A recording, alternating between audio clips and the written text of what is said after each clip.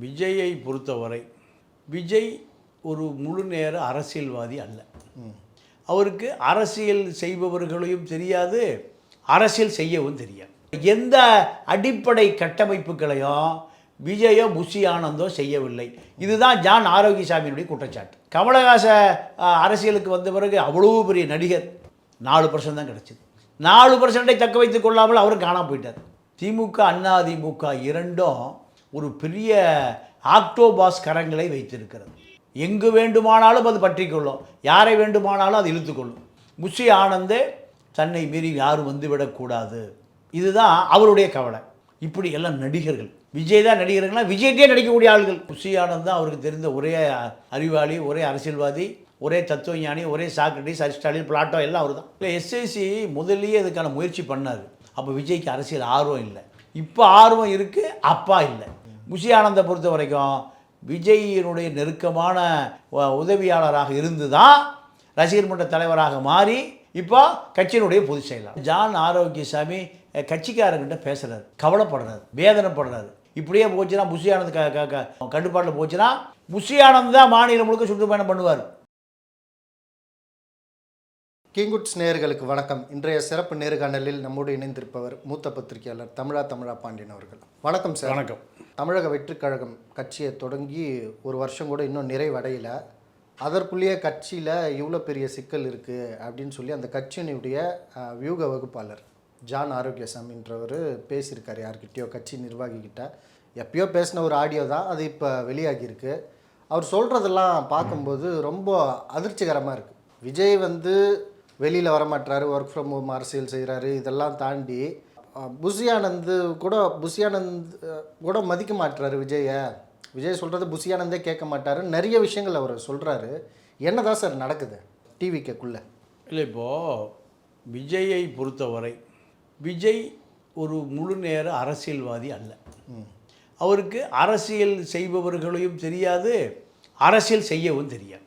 இப்போது அவருடைய அத்துணை கட்சி தலைவர், செயலாளர், பொருளாளர், இணை துணை எல்லா அத்தனை பேரும் அவருடைய கம்பெனி ஆட்கள் தான். ஆபீஸ் பாய், பொருளாளர், புஷி ஆனந்த், துணை பூச்சை, இப்படி அத்தனை பேருமே அவருடைய சினிமா கம்பெனி ஆட்கள் தான் அத்தனை பேர். இவர்களுக்கு அரசியல்வாதிகளையும் தெரியாது, அரசியலும் தெரியாது. ஆனால் ஒரு அரசியல் வெற்றிடம் ஏற்பட்ட பிறகு அது அத்தனையும் விஜய்க்கு ஒரு கூட்டம் சேருகிறது. இந்த கூட்டத்தை வைத்து 40 மாவட்டங்களிலும் 40 மாவட்ட செயலாளர்கள் அறிவிக்கப்பட்டிருக்க வேண்டும். 40 மாவட்டங்களிலும் விஜய் நீங்கள் தலைமையில் ஒரு பிரம்மாண்ட பொதுக்கூட்டம் நடத்தி இருக்க வேண்டும். அந்த மாவட்ட தலைவர்களோடு, மாவட்ட செயலாளர்களோடு. அப்போ தான் அந்த மாவட்டம் விஜயினுடைய அரசியலுக்கு அஸ்திவாரம் போடப்படும். மாவட்ட செயலாளர்கள் தான் நீங்கள் அந்த மாவட்டத்தினுடைய விஜய் துணை தளபதிகள்.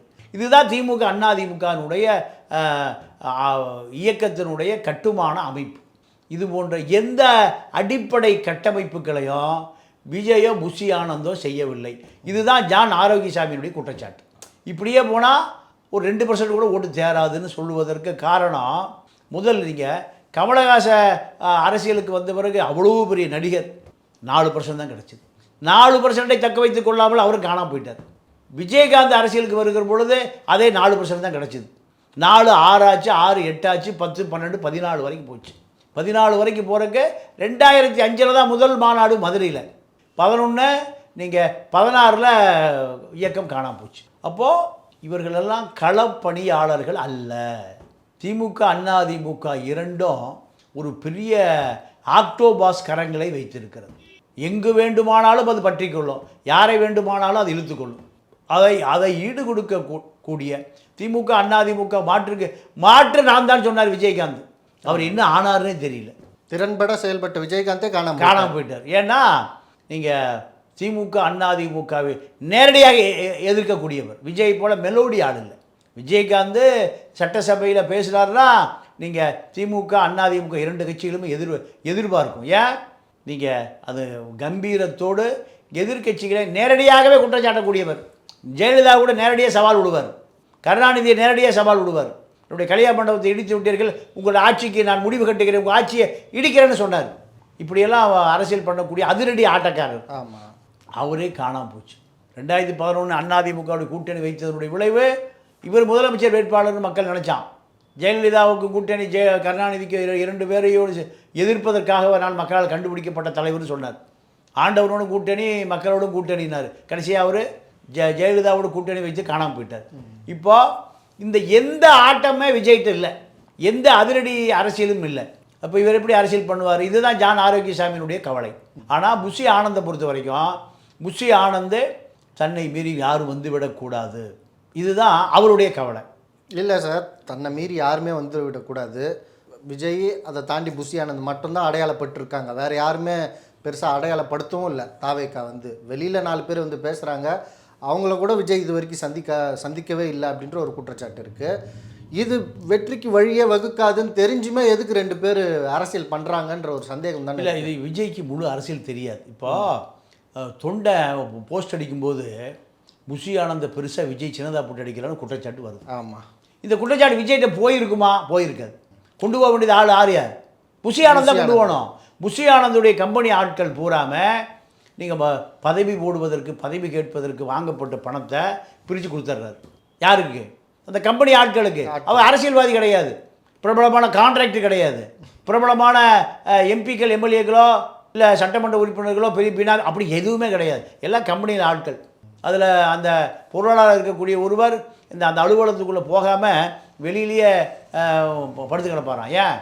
விஜயுடைய அலுவலகம் விஜய் மட்டும்தான் இருக்கணும், நாமெல்லாம் வெளியில் தான் படுத்துருக்கணும். ஒரு நாள் வரும்போது வெளியில் படுத்திருக்காரு அந்த பொருளாளர். ஏன்னு கேட்குறாரு, உங்கள் அலுவலகம் நான் திறந்துட்டு உள்ளவோ. இப்படி எல்லாம் நடிகர்கள். விஜய் தான் நடிகர்கள்னா விஜய்கிட்டே நடிக்கக்கூடிய ஆளுகள், விஜய்கிட்டே நடிக்கக்கூடிய ஆளுகள். நீங்கள் பிடி செல்வகுமார் இருந்தார், அவர் 10 பிரசாந்த் கிஷோருக்கு சமம். ஆனால் அவரெல்லாம் விரட்டி அடிக்கப்பட்டார், பிடி செல்வகுமார்லாம். இப்படி பல பேர் அரசியல் தெரிந்தவர்கள், நுணுக்கம் தெரிந்தவர்கள், திமுக அரசியலை தெரிந்தவர்கள், அதிமுக அரசியல் தெரிந்தவர்கள்லாம் இந்த புஷி ஆனந்த் கும்பல் விஜய் அருகில் நெருங்கவே விடலை. இது ஜெயலலிதாவுக்கு உடைய சரிவுக்கு ஒரு சசி. ஆமாம், கருணாநிதியுடைய சரிவுக்கு நீங்கள் ஒரு ஆற்காடு வீராசாமின்னு சொல்லலாம். ஆற்காடு வீராசாமி எந்த தகவலையும் கருணாநிதி கொண்டு போய் சேர்க்க மாட்டார். ஆனால் கருணாநிதி அச்சிட்டவர் ஆசிரியர் வரை அத்தனை பத்திரிகையும் படித்து தெரிஞ்சுக்குவார். இப்படி ஒரு கட்டமைப்பை கருணாநிதி வச்சுருந்தார், ஜெயலலிதா வச்சுருந்தாங்க. ஆனால் விஜய்க்கு அது போன்ற எந்த கட்டமைப்பும் இல்லாமல் அவரை புஷி ஆனந்த் மட்டுமே அவர்கிட்ட மட்டும்தான் பேசுகிறாரு. மொத்தம் அவர் பேசுகிறத ஒரு நாளைக்கு 10 பேர் தான். தோட்டக்காரன், சமயக்காரன், டிரைவரு, புஷி ஆனந்த், கணக்கு புள்ள, இப்படி தான் 10 பேர் தான். ஓகே.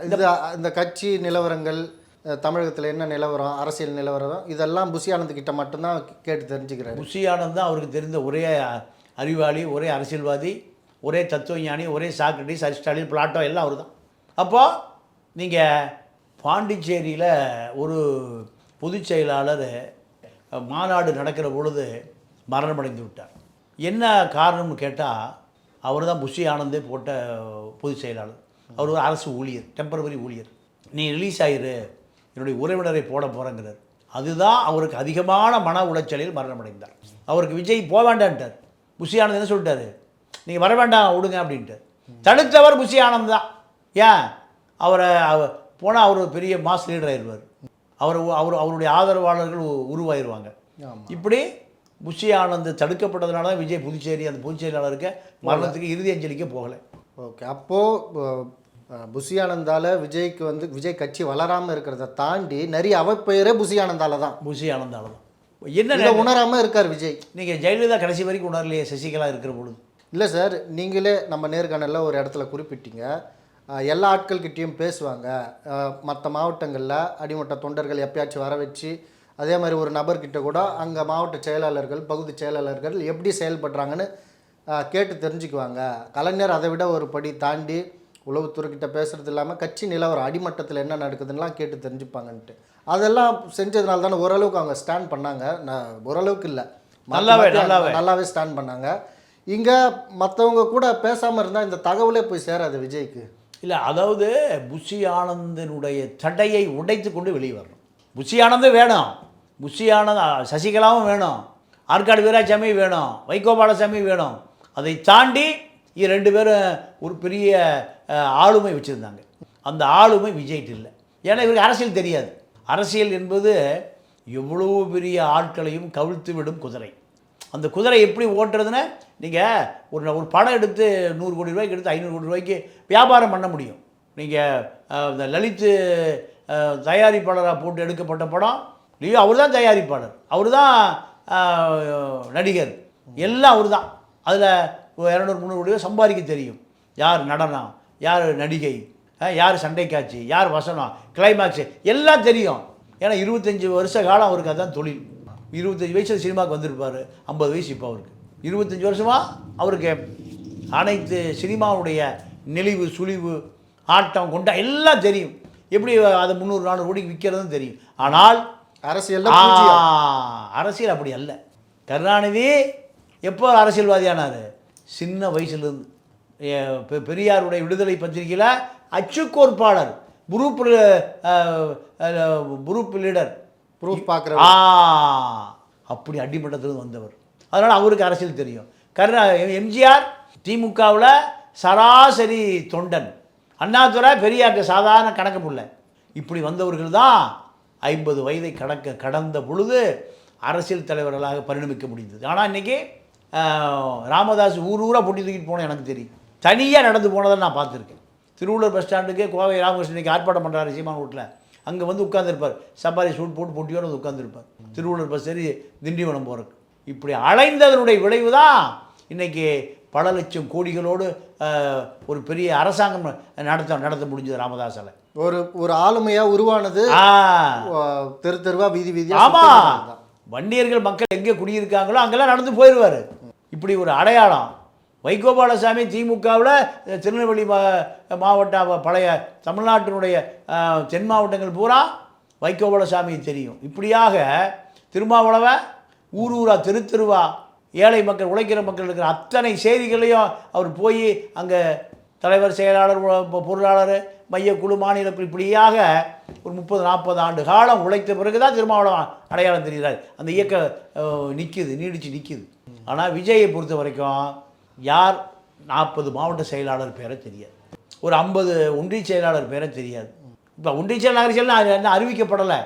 ஆனாலுமே ஒரு மாவட்டத்திலிருந்து ஒருத்தர் வந்தாருன்னா 1 வருட காலமாகி ஒருவனுக்கு மாவட்ட செயலாளர் பதவி போடலைன்னா அவன் அங்கே தொண்டர்களோடு தொடர்பே இல்லாமல் போயிடும். மாவட்ட செயலாளர் என்பது நீங்கள் கலெக்டரை போடாது, ஆமாம், மாவட்ட ஆட்சி தலைவரை போல அந்த பதவி அடையாளம் காணப்படாமல் அங்கங்கே மாவட்டத்துக்குள்ளே சண்டை வேற நடந்து, நான் தான் வரப்போகிறேன், நான் மாவட்ட செயலர், நீ மாவட்ட செயலாளர் சண்டை நடந்துட்டு இருக்கு. இதெல்லாமே முஸ்ஸி ஆனந்த் விஜயுடைய கவனத்துக்கு கொண்டு போகலைங்கிறது தான் ஜான் ஆரோக்கியசாமியுடைய குற்றச்சாட்டு. இப்போது விஜய் வந்து அவங்க அப்பாவை தவிர்த்தது கூட புஷி ஆனந்தோட சூழ்ச்சி தான் அப்படின்னு சொல்லப்படுது. ஒருவேளை எஸ்எஸ்சி கூட இருந்திருந்தா இந்த மாதிரிலாம் நடந்திருக்குமா? எப்படி இருந்திருக்கும் சார் சூழல்? எஸ்எஸ்சி முதல்லயே அதுக்கான முயற்சி பண்ணார். அப்போ விஜய்க்கு அரசியல் ஆர்வம் இல்லை. இப்போ ஆர்வம் இருக்குது, அப்பா இல்லை. ஆனால் புஷி ஆனந்தை பொறுத்தவரை புஷி ஆனந்த் விஜய் கட்சியினுடைய அறிவிக்கப்படாத பொருளாளர், தலைவர், செயலாளர். இப்போ அவர் தலைவர், பொருளாளர், செயலாளர். இப்போ நீங்கள் போன தேர்தலுக்கு இந்த தேர்தலுக்கு அவருடைய சொத்து மதிப்பு பல மடங்கு உயர்ந்திருக்குங்கிறாங்க. எப்படி அந்த சொத்து மடங்கு பல மடங்கு சாதாரண குடும்பத்தை சேர்ந்த ஒரு சுயேட்சை எம்எல்ஏ முனுசாமி. ஆமாம், இயற்பெயர் முனுசாமி. முனுசாமி தான். அப்போது ஒரு சுயேட்சை எம்எல்ஏ ஒருத்தர் உதவியாளராக இருக்கார், ஒரு எம்எல்ஏட்ட உதவியாளராக இருக்கார். மிக சாதாரண குடும்பம். புஷி ஆனந்த் எப்படி இன்றைக்கி தேர்தல் நின்றுருக்கார் போன முறை, இப்போ சொத்து மதிப்பை காமிச்சிருக்க, இப்போ பல மடங்கு உயர்ந்திருக்கு. என்ன காரணம்னா மாவட்ட செயலாளர் பதவி வருவதற்கு பல பேரிடம் பணம் வாங்குறது. இப்படி குற்றச்சாட்டு இருக்குது. லட்சங்கள் வாங்கினாலே அது கோடி ஆயிரும். அப்போ விஜய் பார்க்க முடியாத அத்தனை பேர் யாரை பார்க்குறாங்க? புஷி ஆனந்த். டெல்லிக்கு யார் போகிறா? புஷி ஆனந்த். விஜய்கிட்ட நெருக்கமாக இருக்கிறது புஷி ஆனந்த். அதனால் விஜயை பார்ப்பதை விட புஷி ஆனந்தை பார்ப்பது தான் நமக்கு பலன் தருன்னு தான் போஸ்டர் யாருக்கு பெருசாக இருக்குது? புஷி ஆனந்த் பெருசாக இருக்குது, விஜய் சின்னதாக இருக்குது. இதெல்லாம் விஜயுடைய கவனத்துக்கு போகுமா? ஜெயலலிதா அப்படி பெரிய படமாக போட்டு மாவட்ட செயலாளர் பெருசாக போட முடியுமா? கருணாநிதி படத்தை, ஸ்டாலின் படத்தை, உதயநிதி படத்தை சின்னதாக போட்டுட்டு அந்த மாவட்ட செயலாளர் படத்தை பெருசாக போட முடியுமா? எந்த கட்சியிலையும் போட முடியாது. ஆமாம். ஆனால் விஜய்க்கு அப்படி ஒன்று இருக்குதுன்னே தெரியாது. புஷி ஆனந்த் சொன்னால் தான் தெரியும். புஷி ஆனந்தை மீறி அந்த அந்த கம்பெனி ஆட்கள், பொருளாளர், செயலாளர், இணை, துணை, யாரும் விஜய்கிட்ட எந்த கருத்தும் சொல்ல முடியாது. இப்போ தமிழக வெற்றி கழகத்தை கண்ட்ரோல் பண்ணுறது புஷி ஆனந்த் தான். 100% புஷி ஆனந்த் தான். ஓகே, எப்படி சார் புஷி ஆனந்த் பாண்டிச்சேரியில் இருக்கிற ஒரு நபர், தமிழக வெற்றி கழகம் தமிழ்நாட்டில் ஒரு பேசுபொருளான ஒரு கட்சி, விஜய்ன்ற ஒரு சினிமா ஆளுமை, அதனால் எல்லாருமே கூட கொஞ்சம் பயந்தாங்க. நீங்களே குறிப்பிட்டீங்க, விசிகாவிலேருந்து பாமகவிலேருந்து இளைஞர்கள் அங்கே அம்பேத்கர் அரசியலை, சமத்துவ அரசியலை தேடி போகிறாங்க. காரணம் இங்கே இருக்கிற பிரச்சனை அப்படின்னு. இப்பேற்பட்ட ஒரு கட்சிக்கு பாண்டிச்சேரியிலேருந்து ஒரு நபர் பொதுச் செயலாளர் ஆனது நியாயம்தானா? இவர் எப்படி விஜய் கிட்ட வராரு? இவர் ஆரம்பத்தில் விஜய் ரசிகர் மன்ற தலைவர் அறிமுகமாகிறாரு. விஜய்க்கு ஒரு பழக்கம், அடிக்கடி வேளாங்கண்ணி போகக்கூடிய பழக்கம்.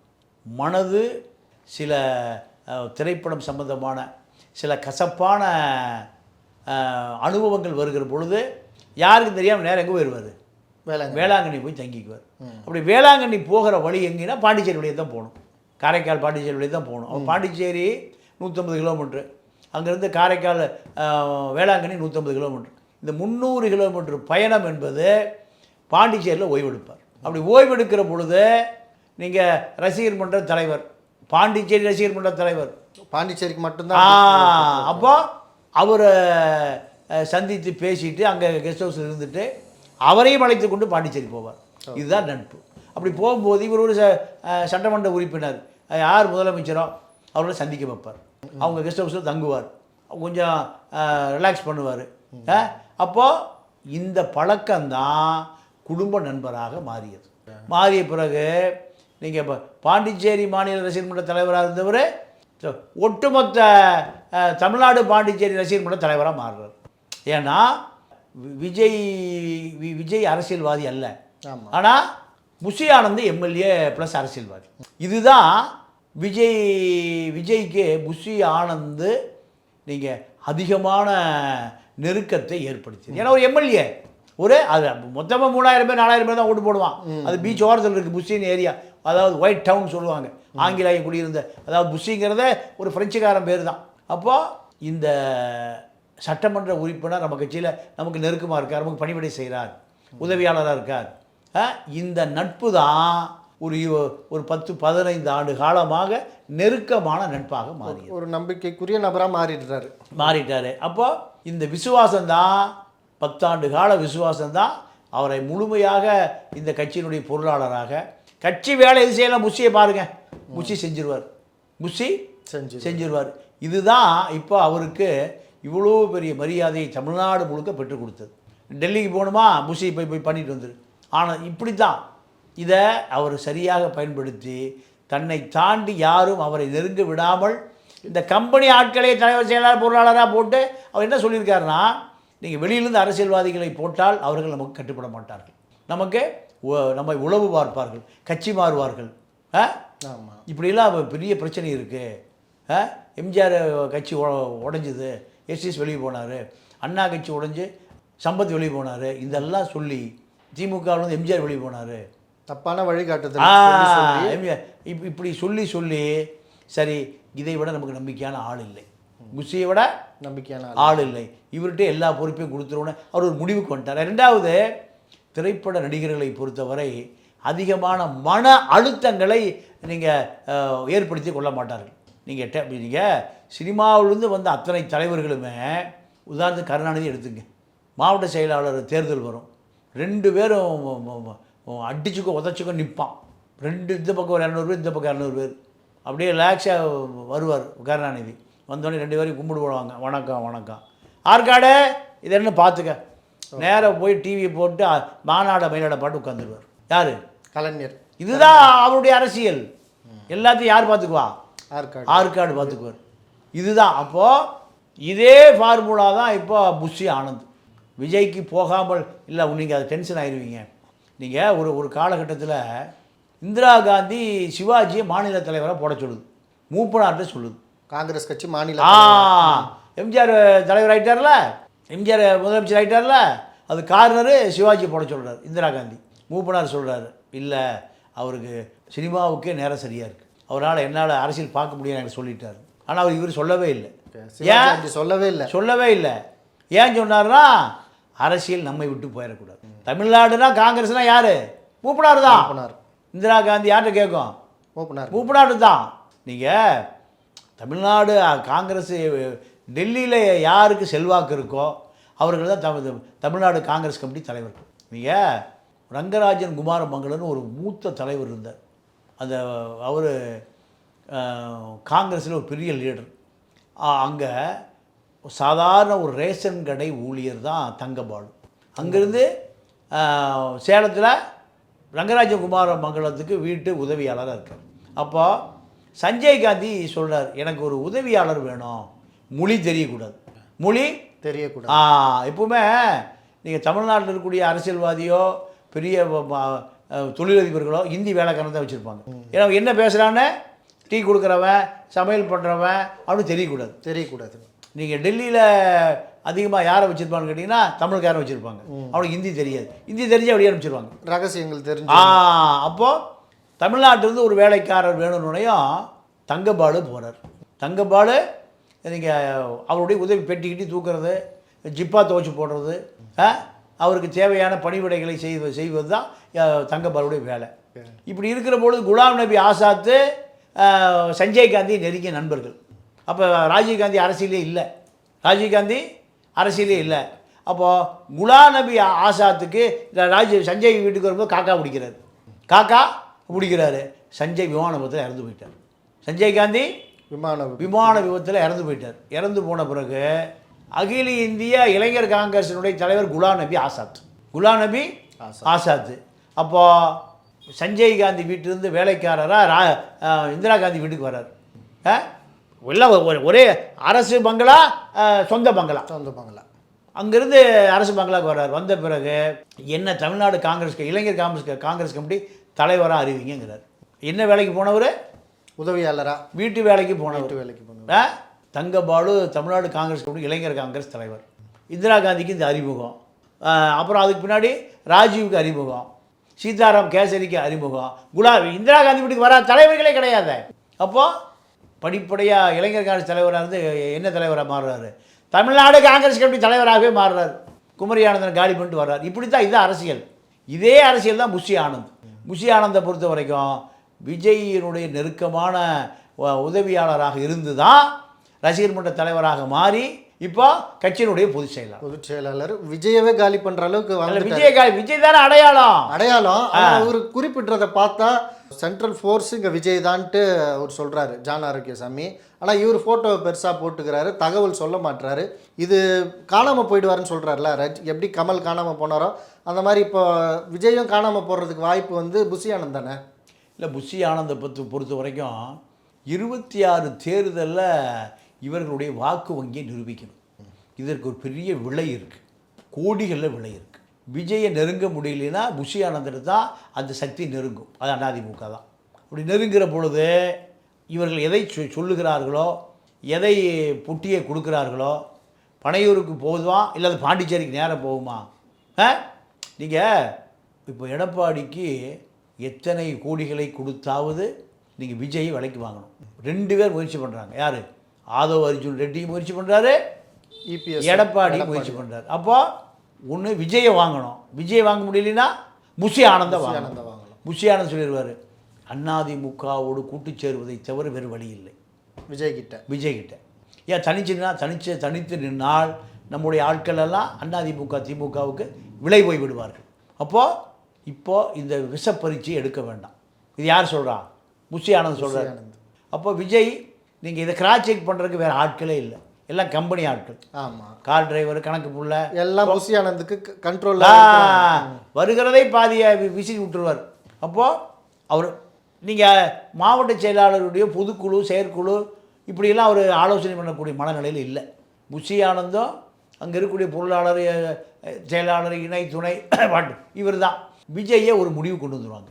தனித்து நின்றால் நமக்கு ஒரு 2000 கோடி செலவாகும். எவ்வளவு? 2000 கோடி. நம்மளால் பூரா விலை போயிடுவான். திமுக ஒரு தொகுதிக்கு 100 கோடி ரூபா செலவு பண்ணுவான். 234 தொகுதிக்கும் பல ஆயிரம் கோடி செலவு பண்ணுவான். அந்த பக்கம் திமுக சம்பாரித்து கொள்ளை அடித்து வச்சுருக்கான், அவன் பல ஆயிரம் கோடி செலவு பண்ணுவான். இதுக்கு நடுவில் அம்மாள்கள் விலை போய் விடுவார்கள். அதனால் விஷப்பரிச்சை வேண்டாம், அதிமுக கூட்டணி சேருவோம். இதற்காக அதிமுக கொடுக்குற பெரிய விலையை அது பனையூர் போக எங்கே போயிடும்? பாண்டிச்சேரி போயிடும். இதுதான் புஷி ஆனந்தனுடைய எதிர்கால திட்டம். இதை நோக்கித்தான் அவரை யாரும் ஊடுருவ விடாமல், ஜான் ஆரோக்கியசாமி ஜான் இல்லை, யாரும் ஊடுருவ விடாமல் நீங்கள் அந்த அறுவடைக்காக காத்திருக்க. இதுதான் அரசியல். இதுதான் அப்போ திறன்பட அரசியல் செய்கிறது புஷி ஆனந்த் செய்கிறார். ஓகே சார், இந்த ஆடியோ வெளியே இருக்கு, இது யதார்த்தமாக கட்சி நிர்வாகிகளே வெளியிட்டிருப்பாங்களா, இல்லைனா ஆளுங்கட்சி இல்லைனா உளவுத்துறை இந்த மாதிரி யாராச்சும் திட்டமிட்டு வெளியிட்டதா? இல்லை, அதாவது ஜான் ஆரோக்கியசாமி கட்சிக்காரங்கிட்ட பேசுகிறார், கவலைப்படுறாரு, வேதனைப்படுறாரு. ஒரு சக்தி உருவாகி வீணாக போயிடும். புஷி ஆனந்த் அவர் அரசியல் மையப்படுத்தாமல் அவரை ஒரு மெழுகு பொம்மையாக பயன்படுத்துகிறாரு. அந்த குற்றச்சாட்டு தான் அவர் ஆதங்கம் தான். ஏன்னா அவரை கூட்டி பல முறை பேசுகிறாரு, ஆனால் அது தொடர்ச்சியாக இல்லை. நீங்கள் வாரம் ஒருக்கா 10 நாளுக்கு ஒருக்கா 15 நாளுக்கு ஒருக்கா தொடர்ந்து சந்திச்சுருந்தார் ஜான். அவர் அறிவாளிகள் வேணும் தான் அவர் கூட்டிகிட்டு வர்றார். ஆனால் புஷி ஆனந்த் நடுவில் கட்டை போடுகிறார், தடுக்கிறாருங்கிற கோபம் தான் ஜான ஆரோக்கியசாமி. இப்படியே போச்சுன்னா புஷி ஆனந்த் கட்டுப்பாட்டில் போச்சுன்னா புஷி ஆனந்த் தான் மாநிலம் முழுக்க சுற்றுப்பயணம் பண்ணுவார். புஷி ஆனந்த் மூஞ்சிக்கு எவ்வளோ ஓட்டு போட மாட்டான். யார் மூஞ்சிக்கு ஓட்டு போடுவான்? விஜயை நீங்கள் வேண்டாம், நீங்கள் ஓய்வெடுங்க, நான் பார்த்துக்கிறேன். இப்படி அவரை மூளையில் அமர வைத்து அவரை வெளி உலகத்தை காட்டாமல் தன்னுடைய கட்சி தன்னுடைய கட்டுப்பாட்டில் வைத்திருக்க முயற்சி செய்கிறார். அது மோசமான பின்விளைவுகளை தரும் என்பதா ஜான ஆரோக்கியசாமியுடைய குற்றச்சாட்டு. அப்போ இது தானா கட்சி நிர்வாகியால் தான் வெளியே வந்திருக்கிற ஒரு ஆடியோவா? ஆமாம். அவன் வேதனைப்பட்டு அந்த கட்சிக்காரர் வெளியே விட்டுருக்கார். சரிங்க சார், இப்போ இது கட்சிக்கு பின்னடைவா, இல்லைனா இந்த ஆடியோ வெளிவந்ததை வச்சுக்கிட்டு விஜய் இப்போயாவது விழுத்து கொள்வாரா? என்ன நடக்க வாய்ப்பு இருக்குது சார்? இல்லை, இப்போது இந்த செய்தி விஜய்கிட்ட போயிருக்குன்னு நம்ப முடியாது.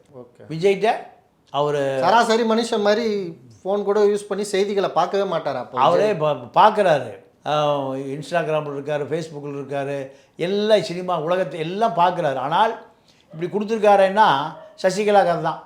அவர் உங்களை ஆளுமை செலுத்தும்னு நினைக்கிறார், உங்களை டாமினேட் பண்ண நினைக்கிறார். அதுக்கு நான் விட முடியாது, அதுதான் இப்படி பொது வெளியில் போட்டிருக்காருன்னு அவர் மேலே ஒரு குற்றச்சாட்டை எல்லா அரசியல்வாதியும் பண்ணுறது தான். பல அமைச்சர்கள் ராத்திரி காணாமல் போயிடுவான். ஏன்? ஜெயலலிதாட்ட சசிகலா பற்றி வச்சிரு. இதுதான் அரசியல்னாலே அப்படித்தான். பல சித்து விளையாட்டுகள், பல வளைவு நெளிவு சுழிவோடு இருக்கக்கூடியது அரசியல். அதில் புஷி ஆனந்த் செய்கிறாரு. உண்மையாகவே புஷி ஆனந்துக்கு இது இழப்பா இல்லை வளர்ச்சியா என்பது 2026 தேர்தலில் சந்தித்த பிறகு தான் நீங்கள் இவர்களுடைய வாக்கு வங்கி என்ன என்பது தெரிந்த பிறகுதான் இவர்களுடைய வளர்ச்சி அடுத்த கட்டத்தை நோக்கி நகரும். இல்லை என்றால் அது ஆரம்பித்த இடத்தில் நின்று விடும். பொறுத்திருந்து பார்க்கணும் அப்போ 26 தேர்தல் களத்தில் எப்படி செயல்படுறாங்க. மிக்க நன்றி சார். நன்றி, வணக்கம்.